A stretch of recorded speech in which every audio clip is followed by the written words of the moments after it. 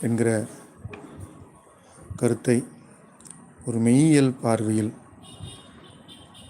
பேச வேண்டும் என்று கேட்டுக்கொண்டமைக்கும், மெய்யியலில் ஈடுபாடு கொண்டு உங்களது வாழ்வில் அன்றாடம் உங்களது செயல்பாடுகளில் மெய்யியல் பார்வையோடு எந்த ஒன்றையும் அணுக வேண்டும் என்று விரும்பிக் கொள்வதற்கும் முதலில் என் மனமார்ந்த வாழ்த்துக்களையும் நன்றிகளையும் உரித்தாக்குகிறேன். எந்த ஒன்றையும் செயல்களாக இருந்தாலும் சொல்லாக இருந்தாலும் ஒரு கருத்தின் வழியாக நின்று முறைப்பட புரிந்து கொள்ள வேண்டும் என்று விரும்புபவர்களுக்கு மெய்யியல் போதுமானதாக இருக்கிறது. யாவற்றையும் மெய்யியல் பார்வையில் பார்க்கவும், அதன்படி தம் வாழ்வின் அடிப்படைகளை சீர்திருத்திக் கொள்ளவும் முறைப்படுத்திக் கொள்ளவும் முனைபவர் எவரும் தம் வாழ்வினுடைய மதிப்புணர்ந்து இருக்கிறார்கள் என்பது எனது பார்வை. இன்று நமக்கு காண கிடைக்கிற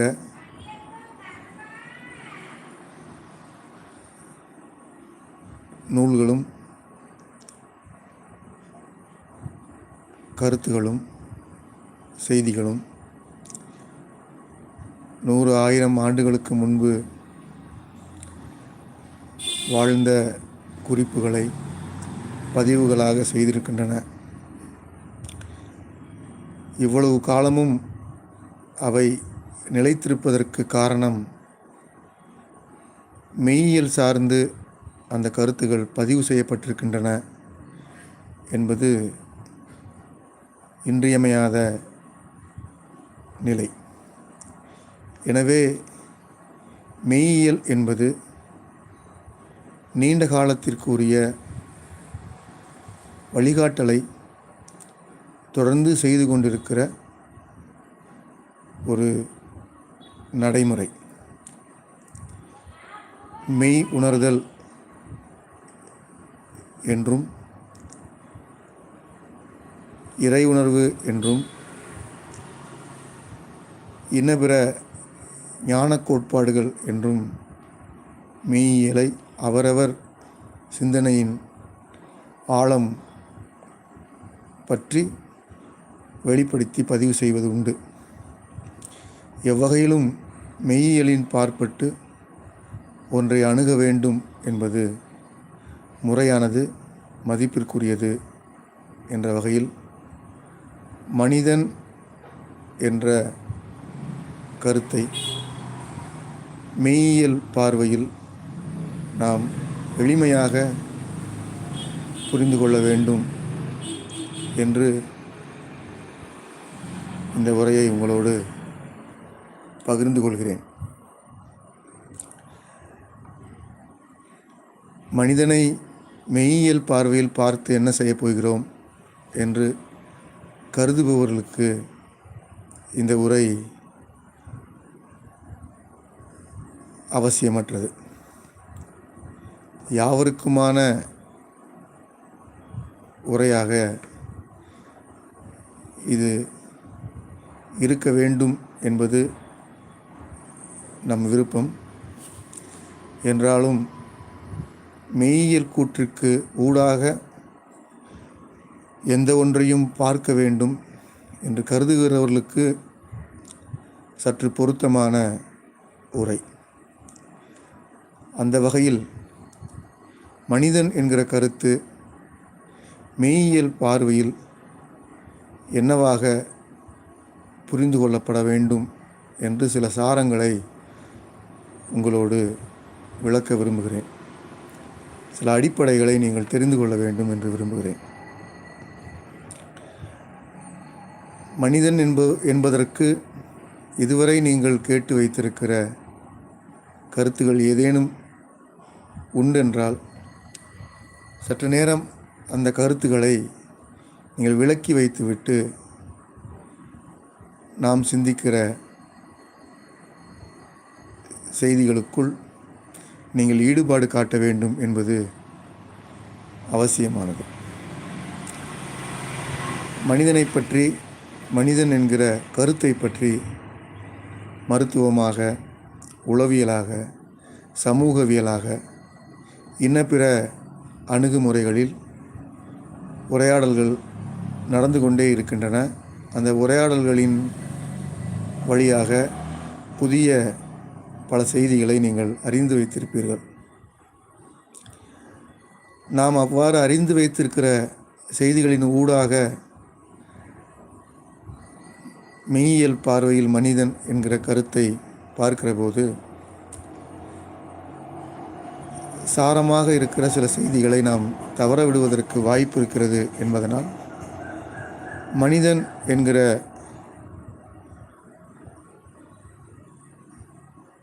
நீங்கள் அறிந்து வைத்திருக்கிற கருத்துக்களை சற்று நேரம் ஒதுக்கி வைத்துவிட்டு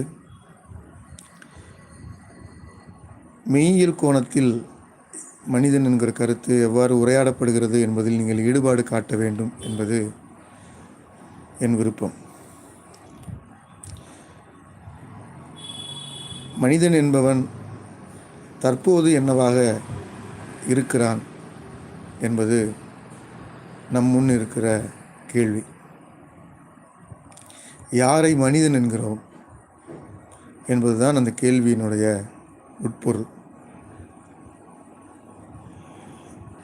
இந்த கேள்விக்கு உரிய மெய்யியல் பதிலாக நாம் உணர்வது ஒரு கருத்தை உணர்ந்து அல்லது பெற்றுக்கொண்டு அந்த கருத்திற்கு தன்னை உட்படுத்தி கொள்கிற சிந்தனை முறைமை உள்ள உயிர் தோற்றத்திற்கு மனிதன் என்று பெயர். மீண்டும் கூறுகிறேன், ஒரு கருத்தை உணர்வது அல்லது ஒரு கருத்தை பெற்றுக்கொள்வது, உணர்ந்து அல்லது பெற்றுக்கொண்டு அந்த கருத்திற்கு தன்னை உட்படுத்தி கொள்கிற சிந்தனை முறைமை உள்ள உயிர் தோற்றம் மனிதன் என்று கொள்ளப்படுகிறது. இந்த வரையறையில்தான் இன்று நாம் பார்க்கிற மனிதர்கள் இருக்கிறார்கள். நாமும் கூட அப்படித்தான் இருக்கிறோம். ஒரு கருத்தை உணர்கிறோம். இதில் ஒவ்வொரு சொல்லும் ஆழமான பொருள் கொண்டது. ஒவ்வொரு சொல்லுக்கும் நீங்கள் விரிவான பொருள் காண முடியும். ஒரு கருத்து என்பது என்ன, உணர்தல் என்பது என்ன, பெற்றுக்கொள்வது என்பது என்ன, தன்னை உட்படுத்திக் கொள்வது என்பது என்ன, சிந்தனை என்பது என்ன, உயிர் தோற்றம் என்பது என்ன என்று ஒவ்வொரு சொல்லுக்கும் ஆழமான பொருள் இருக்கிறது. ஒவ்வொன்றாக நாம் ஆழ்ந்து புரிந்து கொள்வதன் வழியாக மனிதன் என்கிற கருத்து நடைமுறையில் இவ்வாறு தான் இருக்கிறது என்பதை நீங்கள் ஒப்பிட்டு நிரூபித்து கொள்ள முடியும், மெய்ப்பாடு காண முடியும். ஒரு கருத்து என்பது என்ன என்றால், தம் இருத்தலுக்கு, ஒரு இருத்தலுக்கு தம்மை தக்க வைத்துக் கொள்வதற்கு உரிய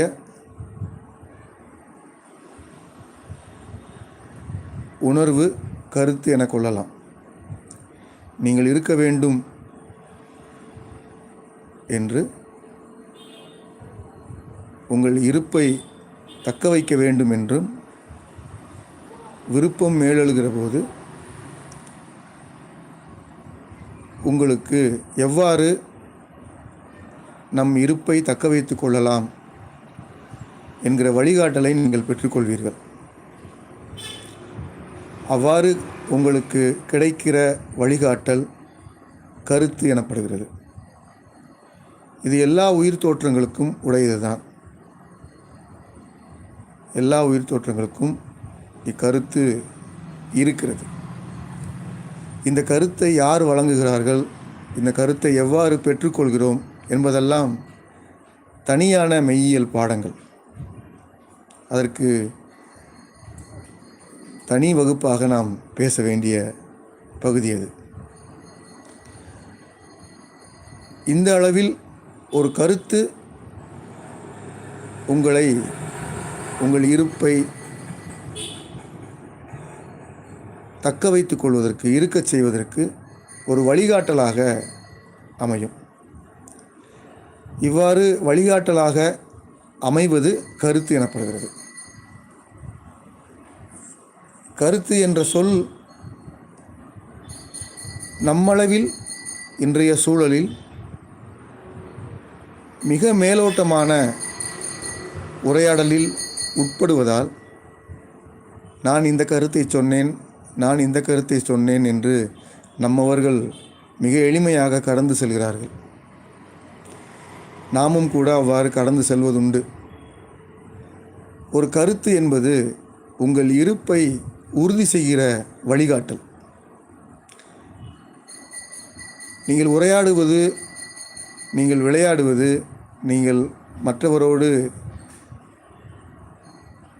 பேசிக்கொள்வது, அளவலாவிக்கொள்வது என்கிற எல்லா தளங்களிலும் கருத்தினுடைய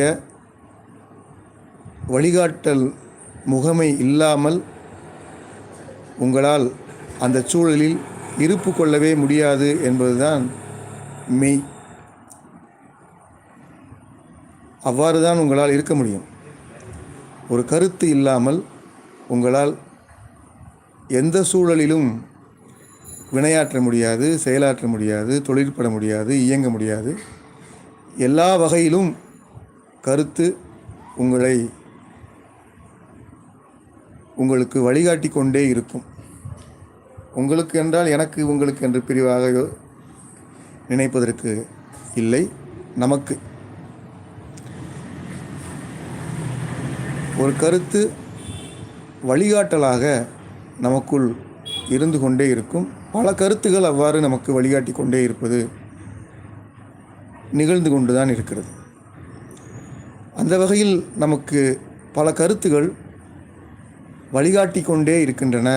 எதற்காக? நம் இருப்பை தக்க வைத்து கொள்வதற்காக, அந்த சூழலில் நம்மை பொருத்தி கொள்வதற்காக, நமக்கு உகந்த போதுமான இருப்பு நிலையை உருவாக்கி கொள்வதற்காக கருத்துகள் வழிகாட்டலாக நமக்குள் எழுந்து கொண்டே இருக்கின்றன.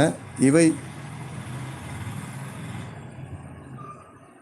நமக்கு ஒரு நிறைவான வாழ்வியல் விருப்பத்தோடு தொடர்பு உடையவை.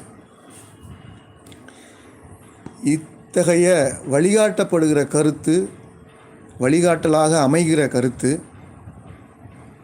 எவ்வாறு வழிகாட்டப்படுகிறது அல்லது எவ்வாறு அமைகிறது என்பது அடுத்த சொல். எவ்வாறு அமைகிறது? ஒன்று, நீங்கள், நாம் உணர்வோம் அல்லது பெற்றுக்கொள்வோம். உணர்வதும் பெற்றுக்கொள்வதும் வெவ்வேறு வகையான பொருள் கொண்டவை. உணர்வது என்றால் என்ன என்றால், உணர்வது என்றால் புறச்சூழலில் இருக்கிற காரணிகளின் ஊடாக பெறப்படாமல் ஒன்றை நீங்கள் பெற்றுக்கொள்வது, ஒரு கருத்தை நீங்கள் உள்வாங்கிக் கொள்வது.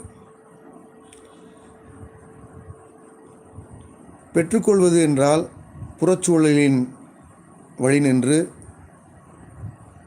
ஒன்றை உள்வாங்கிக் கொள்வது, ஒரு கருத்தை உள்வாங்கிக் கொள்வது. எளிமையாக நாம் பார்க்கலாம். நமக்கு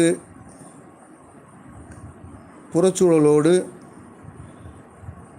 ஊடாட்டம் கொள்வதற்கு 5 அவயங்களும் மறைவாக ஒரு அவயமும் உள்ளிட்ட 6 அவயங்கள் அமைந்திருக்கின்றன மனிதர்களுக்கு. அவ்வாறு அது என்னென்ன அவயங்கள்? தோல், தொடு உணர்தல்; வாய், சுவை உணர்தல்; மூக்கு, மனம் உணர்தல்; கண்கள், காட்சி உணர்தல்; காதுகள், ஒலி உணர்தல். இவற்றோடு மறைவாக இருக்கிற அவயமாக மனம். இந்த 6 அவயங்களும் ஒரு மனிதன் புறச்சூழலில் ஊடாட்டம் கொள்வதற்கு அமைந்திருக்கின்றன. எல்லா மனித உயிர் தோற்றங்களுக்கும் இவ்வாறு தான் இருக்கிறது. இவ்வாறு அமைந்திருக்கிற அவயங்கள் தொடர்ந்து புறச்சூழலோடு ஊடாட்டம் கொண்டு புதிய புதிய பொருத்தப்பாடுகளை பெற்றுக்கொண்டே இருக்கின்றன. இந்த 6 அவயங்கள் ஏன் வழங்கப்பட்டிருக்கின்றன என்பது ஒரு கிளை செய்தி. ஏன் அவ்வாறு அமைந்திருக்கின்றன என்பதை எளிமையாக புரிந்து கொள்வோம். இந்த 6 அவயங்களும் புறச்சூழலில் நாம் பொருந்துவதற்கு உகந்தாற் போல எவையெல்லாம் இருக்கின்றன, எவையெல்லாம் இல்லை என்பதை பார்ப்பதற்குரிய வாயில்களாக இந்த அவயங்கள் இருக்கின்றன. இந்த 6 அவயங்கள் வழியாகத்தான் நீங்கள் இருக்கிற நிலையில் தொடர்ந்து இருப்பதா அல்லது இந்த நிலையை மாற்றிக்கொள்ளலாமா என்று நீங்கள் உறுதி செய்து கொள்ள முடியும். வீசுகிற காற்றோ, காற்றில் இருக்கிற இளம் சூடோ உங்களுக்கு பொருத்தமாக இருக்கிறதா என்பதை பார்த்து அந்த சூழலில் நீங்கள் தொடர்ந்து இருப்பதும் விலகுவதும் உங்கள் தோள்களின் வழியாகத்தான் முடிவு செய்ய முடியும். நீங்கள் உண்கிற உணவு உங்களுக்கு உகந்ததா அல்லது சிக்கலுக்குரியதா என்பதை உங்கள் நாவின் வழியாகத்தான் நீங்கள் உறுதி செய்ய முடியும். சூழல் பொருத்தமான மனம் கொண்டதாக இருக்கிறதா, பொருத்தமற்ற மனம் கொண்டதாக இருக்கிறதா என்பதை உங்கள் நாசியின் வழியாக நீங்கள் உறுதி செய்ய முடியும். நீங்கள் இருக்கிற சூழலில் நீங்கள் பயணிப்பதற்கும் தங்குவதற்கும் உறங்குவதற்கும் இன்ன பிற செயல்பாடுகளுக்கும் ஒளி அளவு போதுமானதாக இருக்கிறதா, வெளிச்சம் போதுமானதாக இருக்கிறதா, முறையானதாக இருக்கிறதா என்பதை உங்கள் கண்களின் வழியாகத்தான் நீங்கள் உறுதி செய்ய முடியும்.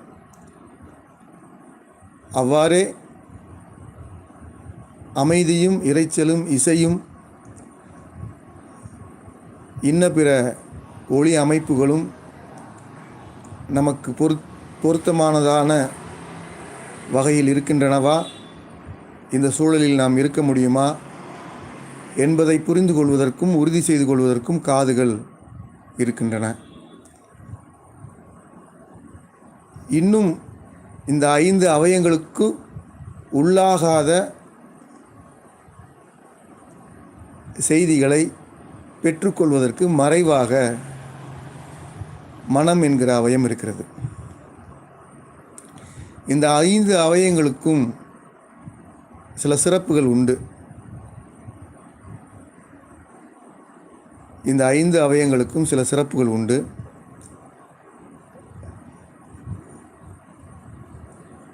முதல் அவயமாக இருக்கிற, முதல் உறுப்பாக இருக்கிற அல்லது முதல் அறிவாக இருக்கிற தோல் எங்கிருந்தாலும் தோலை நோக்கி வருகிற சூழல் மாறுபாட்டினை தோல் உணர்ந்து கொள்ளும். தோல் இருக்க வேண்டும், தோல் என்ன செய்ய வேண்டும் என்பதை முதல் அறிவு தேடி போக வேண்டியதில்லை. எல்லாவற்றிற்கும் இது பொதுத்தன்மைதான் என்றாலும், எல்லா அறிவிற்கும் இது பொதுத்தன்மைதான் என்றாலும், தோல் முதலாக அறிவாக உயிர் தோற்றங்களுக்கு அமைந்திருக்கிறது.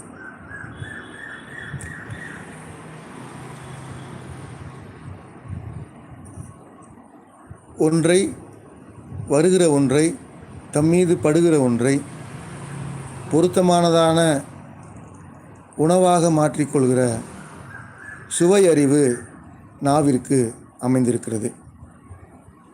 சற்று தோலுக்கு ஆழமான உடலுக்குள் பயணிக்கிற அடுத்த அறிவு நிலை.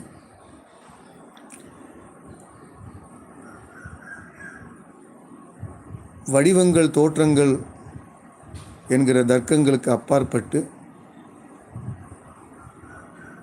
ஒரு மனம் நமக்கு பொருத்தமானதாக இருக்கிறதா என்பதை அறிந்து கொள்வதற்கு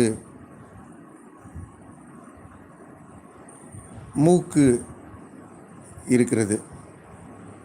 இது மூன்றாவது அறிவு.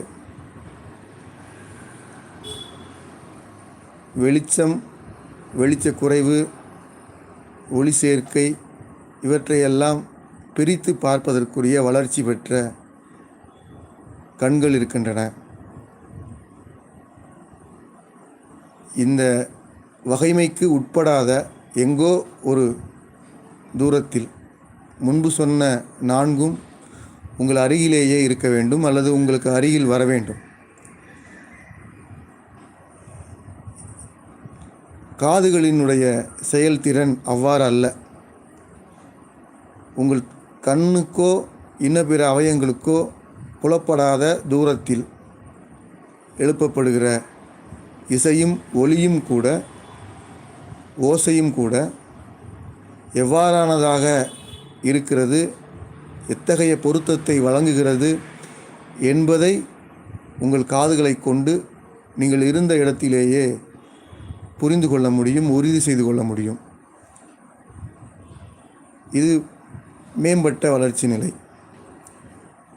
இந்த 5 அவயங்களுக்கும் மேலாக, ஆழமாக எல்லா வகையான காரணகாரிய அறிதலுக்கும் அப்பாற்பட்டு இருக்கிற பேரண்ட செய்திகளை நீங்கள் பெற்றுக்கொள்வதற்கு, உள்வாங்கிக் கொள்வதற்கு மனிதனுக்கு மட்டுமே சிறப்பாக அமைந்திருக்கிற மறைவான அவயமாக இருக்கிற மனம் என்பது 6வது. இன்று மனிதர்கள் எவ்வாறு இயங்குகிறோம் என்றால், இந்த 5 அவயங்களின் வழியாக பெறப்பட்ட செய்தி குறிப்புகளை வைத்துக்கொண்டு இயங்குகிறோம். 6வது மறைவான மனம் என்கிற உறுப்பின் வழியாக, மனம் வழங்குகிற செய்திகளின் வழியாக இயங்குகிற இயக்கம் என்பது குறைவாக இருக்கிறது, கவனிக்கப்படாமல் இருக்கிறது. அது தனிக்கதை. இப்போது நம் மெய்கருத்தில் உணர்தல், பெற்றுக்கொள்ளல் என்கிற 2 சொற்களை சிந்தித்து கொண்டிருக்கிறோம். பெற்றுக்கொள்ளுதல் என்பது இந்த 5 அவயங்களின் வழியாக அறிந்து கொண்ட பொருத்தச் சூழல்களை மட்டும் வைத்துக்கொண்டு அதன் நினைவுகளின் வழியாக ஒன்றை உறுதி செய்து கொள்வது என்பதாக இருக்கிற வழிகாட்டல் முறைமை பெற்றுக்கொள்ளல் என்றாகிறது. இந்த 5 அவயங்களின் கருத்துகளையும் உள்வாங்கிக் கொண்டு, இந்த கருத்துகளில் இருந்து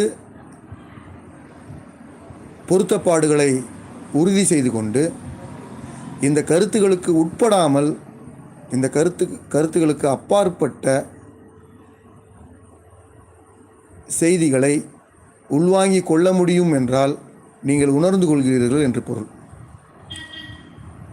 எளிமையாக சொல்ல வேண்டும் என்றால், உணர்தல் என்பது உங்கள் 5 அறிவின் பாற்பட்டு நிகழ்வதல்ல. ஐந்தறிவு என்பது நீங்கள் எங்கு இருக்கிறீர்களோ அந்த சூழலுக்கு உரிய அறிதல்களை, அந்த சூழலில் வெளிப்படுகிற அறிதல்களை உங்களுக்கு வழங்குகிறது. அவ்வாறு தான் வழங்கும். ஆறாம் அறிவாக இருக்கிற மனம் என்பது இந்த 5 அறிவு சொல்கிற சூழல் பொருத்தங்களை உள்ளடக்கி இதற்கு அப்பாற்பட்ட உணர்தல்களையும் நமக்கு வழங்கும் என்பதுதான் உணர்தல் என்பதில் இருக்கிற ஆழமான கருத்து. எனவே உணர்தல் என்பது 5 அறிதலுக்கு அப்பாற்பட்டு நிகழ்வது. பெற்றுக்கொள்வது என்பது 5 அறிதலுக்கு உட்பட்டு நிகழ்கிற நிகழ்வு. இவற்றில் உயர்வு தாழ்வு என்று பேதமில்லை, வேறுபாடு இல்லை. இவை ஒரு வளர்ச்சி போக்கு, இவை ஒரு வளர்ச்சி நிலை. ஏனென்றால் வளர்ச்சி நிலை என்று நாம் சொல்வதற்கு காரணம் இருக்கிறது.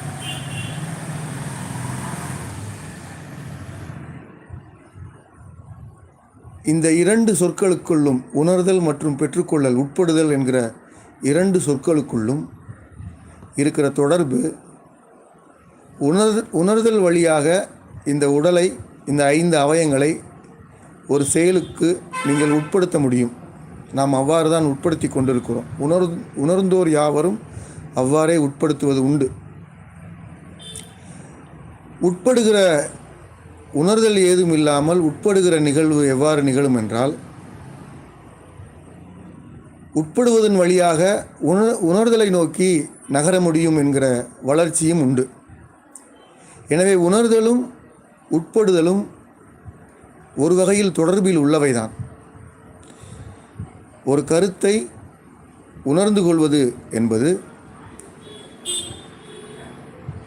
5 அவயங்களின் செறிவை உள்ளடக்கி அதற்கு அப்பால் உள்ள செய்திகளை உள்வாங்கிக் கொள்கிற நிலைக்கு உணர்தல் என்று பெயர்.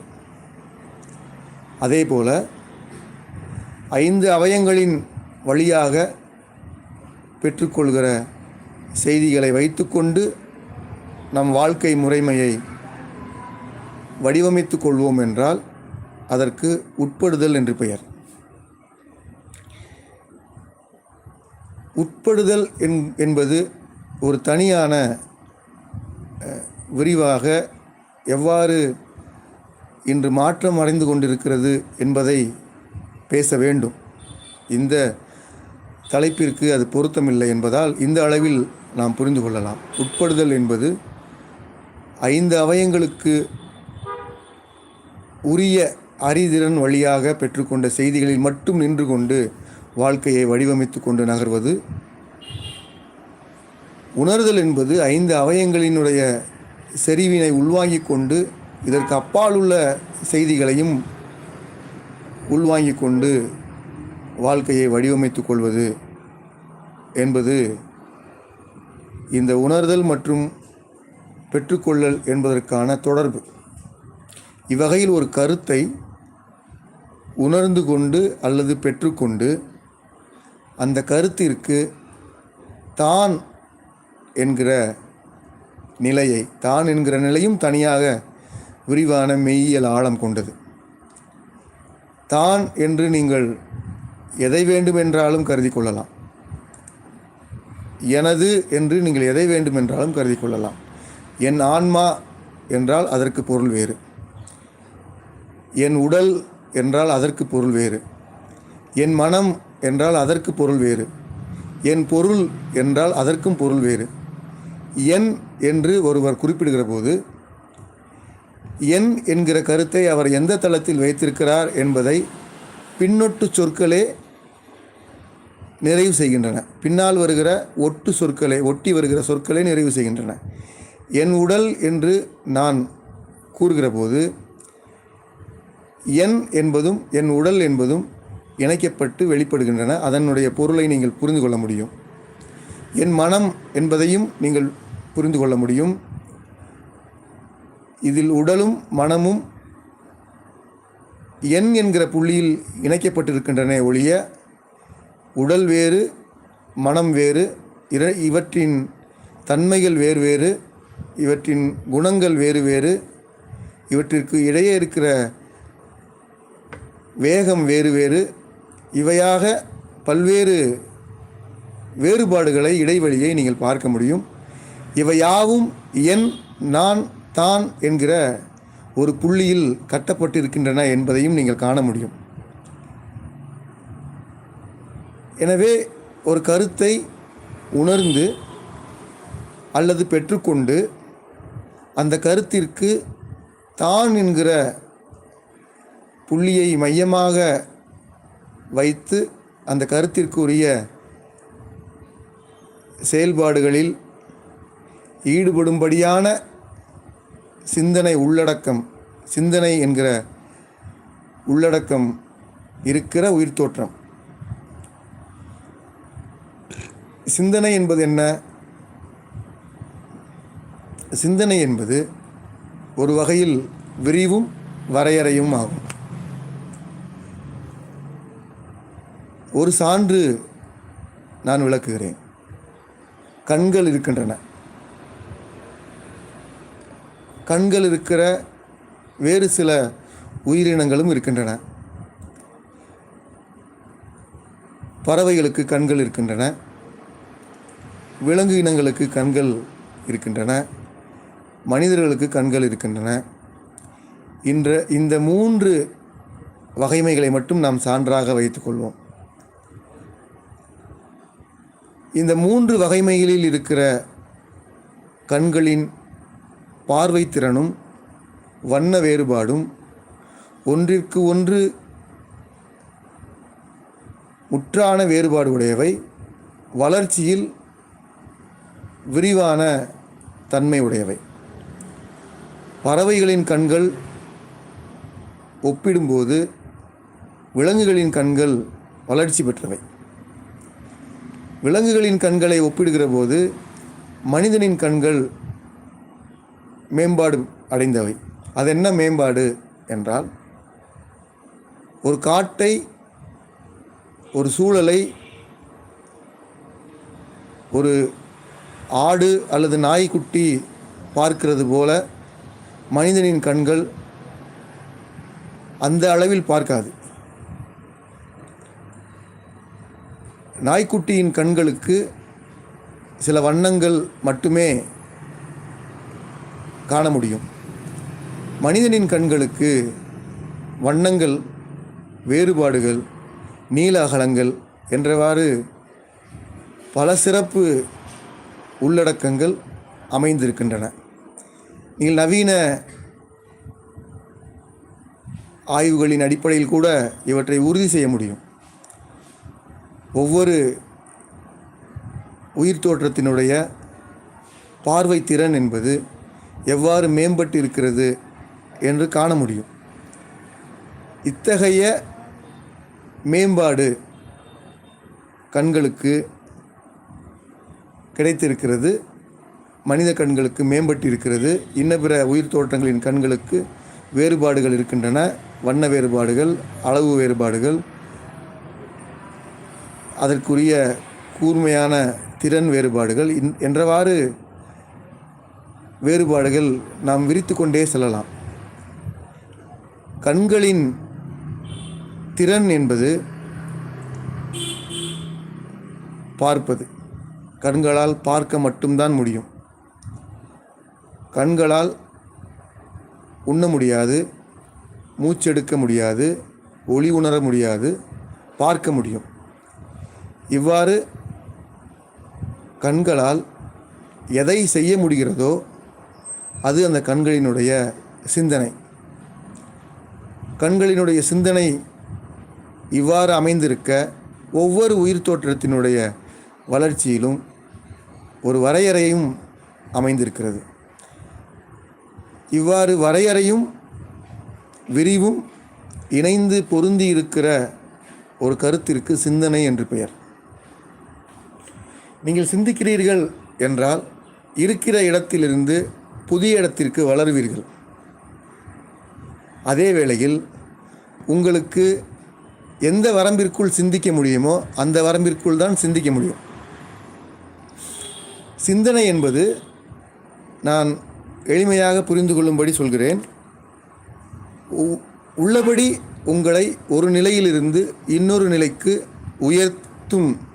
அதே வேளையில் உங்களுடைய வரம்பிற்குள் தான் நீங்கள் நிற்கவும் முடியும். இது சிந்தனைக்குள் இருக்கிற சிந்தனைக்குரிய இலக்கணம். இத்தகைய விரிவும் வரம்பும் கொண்டிருக்கிற உயிர் தோற்றமாக இருக்கிற கருத்திற்கு பெயர்தான் மனிதன் என்பதுதான் நாம் புரிந்து கொள்ள வேண்டிய ஆழமான சாரமான கருத்து. மெய்யறிஞர்கள் பலரும் மனிதன் பற்றி, மனிதனுக்கு உள்ளே இருக்கிற பல்வேறு தொகுப்புகள் பற்றி நமக்கு முன்னால் விரித்து வைத்திருக்கிறார்கள், ஆழ்ந்து பதிவு செய்திருக்கிறார்கள். இன்றைய நடைமுறையில் மனிதன் குறித்து நாம் புரிந்து கொள்வதற்கு இந்த சாரமான கருத்து ஒரு துவக்கமாக அமையலாம். இந்த கருத்தில் நின்று பார்க்கிற போது மனிதன் என்பவன், மனிதன் என்கிற உயிர் தோற்றம் வாழ்வதற்குரிய வழிகாட்டலை உணர்ந்தோ அல்லது பெற்றுக்கொண்டோ, உணர்ந்தும் பெற்றுக்கொண்டும் இருக்கிற நிலையில் அதற்கு தம்மை உட்படுத்தி கொண்டு அதன்படி சிந்திக்கிற ஒரு உயிர் தோற்றம். மேலும் உணர்ந்த பெற்றுக்கொண்ட கருத்திற்கு தம்மை உட்படுத்தி கொள்ள வேண்டும் என்கிற சிந்தனையும் இருக்கிற உயிர் தோற்றமாக மனிதன் என்கிற உயிர் தோற்றம் இருக்கிறது. அந்த வகையில் நண்பர்களே, மனிதன் என்கிற கருத்தை மெய்யியல் உள்ளடக்கங்களோடு நாம் புரிந்து கொள்ள முடியும். இந்த கருத்தை நாம் ஏன் புரிந்து கொள்ள வேண்டும், அல்லது இந்த கருத்தில் நாம் என்ன கற்றுக்கொள்கிறோம் என்றால், நாம் உணர்ந்து கொள்வதும் பெற்றுக்கொள்வதுமாக இருவேறு எல்லைகளை நமக்குள் வைத்திருக்கிறோம். ஆனால் இந்த இருவேறு எல்லைகளும் வேறு வேறானவை அல்ல. ஒரு நாணயத்தின் இரண்டு பக்கங்கள் போல அமைந்திருக்கின்றன. நீங்கள் உணர்தல் பக்கத்தில் நிற்கிற போது உணர்தலாகவும், பெற்றுக்கொள்ளும் பக்கத்தில் இருக்கிற போது பெற்றுக்கொள்ளலாகவும் அது அமையும். உணர்தல் உள்ள மனிதர் என்று ஒருவரும் இதுவரை ஒன்றை மட்டும் கொண்டவராக எவரும் இல்லை. பெற்றுக்கொள்ளல் மட்டுமே நிகழ்ந்து கொண்டிருக்கிற மனிதர் என்பதான கருத்திலும் எவரும் இல்லை. அப்படி ஒருவர் இனி வருவார் என்பதும் இல்லை. ஒரு மனிதன் இரண்டு பக்கங்களிலும் தம்மை பொருத்தி கொள்கிற சிந்தனை முறை மனிதனுக்கு அமைந்திருக்கிறது. இன்று உணர்தலும் பெற்றுக்கொள்ளலும் முறைப்படுத்தப்பட வேண்டியிருக்கிறது என்பதுதான் இந்த உரையை நாம் புரிந்து கொள்வதற்குரிய காரணத்தை, விளக்கத்தை காண்பதற்கு எளிமையானதாக கொள்ள முடியும். இந்த உரையை நாம் ஏன் புரிந்து கொள்ள வேண்டும் என்றால், மனிதன் நாணயத்தின் இரு பக்கங்கள் போல உணர்தலையும் பெற்றுக்கொள்ளலையும் வைத்திருக்கிறான். இவ்வகையில் இந்த மனிதனுடைய வாழ்வை, இந்த இரண்டு பக்கங்களையும் எவ்வாறு இணைத்து கொள்வது, பொருத்தி கொள்வது, நிலைப்படுத்தி கொள்வது என்கிற முறைமைகள் தெரிகிற போதுதான் வாழ்வினுடைய நிறைநிலை, இன்ப நிலை எய்த வாய்ப்பு இருக்கிறது என்பதற்காக இந்த கருத்தினை நாம் ஆழ்ந்து நோக்க வேண்டியிருக்கிறது. இது உள்ளபடி ஆழ்ந்த கருத்து என்று கூட சொல்வதற்கில்லை. இவை மனிதன் குறித்திருக்கிற இன்றியமையாத சாரமான கருத்து. ஒவ்வொரு சொல்லுக்குள்ளும் மனிதனுடைய பிறப்பிலிருந்து வளர்ச்சியிலிருந்து என்னவெல்லாம் மாற்றம் கொள்கின்றன என்பதை நாம் விரிவாக பேச முடியும். சாரமாக கொள்கிற போது மனிதனினுடைய இயங்கு முறை என்பது உள்ளிருந்து வழிகாட்டப்படுகிற உணர்தலும் வெளியிலிருந்து பெறப்படுகிற அறிதலும் இணைந்தே வளர்ச்சி அடைகின்றன. அவ்வாறு வளர்ச்சி அடைகிற போது ஒரு சமநிலை தேவைப்படுகிறது. இந்த சமநிலை இன்று இழந்து கொண்டிருக்கிற, சிதைந்து கொண்டிருக்கிற வேளையிலேயே நாம் இவற்றை பேசி கொண்டிருக்கிறோம். இந்த சமநிலை மேம்பட வேண்டும், சீர்பட வேண்டும். உணர்தலும் அறிதலும் முறைப்படுத்தப்பட வேண்டும். உணர்தல் பற்றாக்குறையாக உள்ளதென்றால் அறிதலின் வழியாக பெற்றுக்கொள்கிற கருத்துகள் மேன்மையான கருத்துகளாக இருக்க வேண்டும். மேன்மையான கருத்துக்களை நீங்கள் அறிந்து கொள்வீர்கள் என்றால் வெகு விரைவாக அந்த மேன்மையான கருத்துகள் உங்களை உணர்தல் நோக்கி நகர்த்தும், உங்களை உணர்தல் நோக்கி உந்தும். அவை அறக்கருத்துகள் என்று நாம் பெயர் சூட்டி கொண்டு அவற்றை ஓரத்தில் வைத்திருப்பதையும் நான் அறிவேன். அறக்கருத்துக்களை நாம் எவ்வாறு இன்று பின்பற்ற முடியும் என்றெல்லாம் கூட கேலியாக சொல்வதை நான் கேட்டிருக்கிறேன்.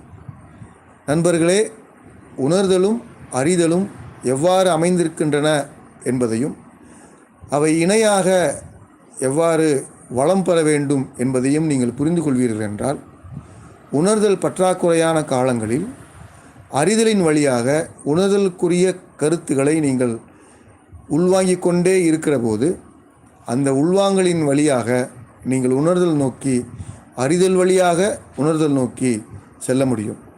அவயங்கள் ஐந்தும் உங்களை உணர்தல் நோக்கி அழைத்து செல்வதற்காகத்தான் இருக்கின்றன.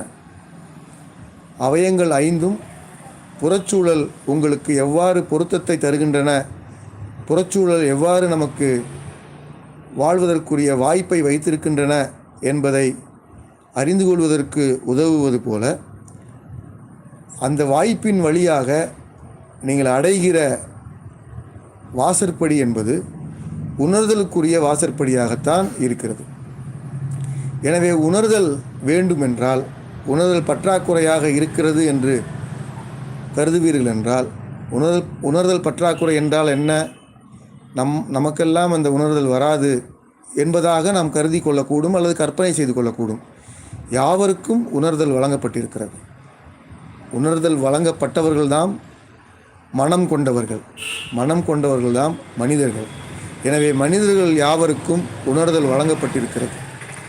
உணர்தல் வழங்கப்பட்ட மனிதர்களாக நாம் இருக்க வேண்டிய நிலையிலிருந்து விலகி அறிதலுக்கு உட்படுகிற அல்லது சிதைவான அறிதலுக்கு உட்படுகிற ஒரு சுழலில் சிக்கியிருக்கிறோம் என்பதை புரிந்து கொண்டு உணர்தல் நோக்கி நகர வேண்டும் என்று விரும்புகிற யாவரும் அறிதலின் வழியாக பெறப்படுகிற செய்திகளை முறைப்பட பின்பற்றுவோம் என்றால் அது உணர்தல் நோக்கி நம்மை நகர்த்தும். இப்போது எவற்றை அறிந்து கொள்வது என்பது அடுத்த தொடர் வினா. அறிதல் எல்லாமும் உணர்தல் நோக்கி நம்மை நகர்த்தும் என்பது ஐயமில்லை. ஆனால் எவற்றை அறிந்து கொள்வது என்றால் அறிதல் விளக்குகிற, அறிதல் கற்பித்து கொடுக்கிற, அறிதல் உறுதி செய்கிற பொருத்தங்களை பின்பற்றுவது உணர்தல் நோக்கி நம்மை நகர்த்தும்.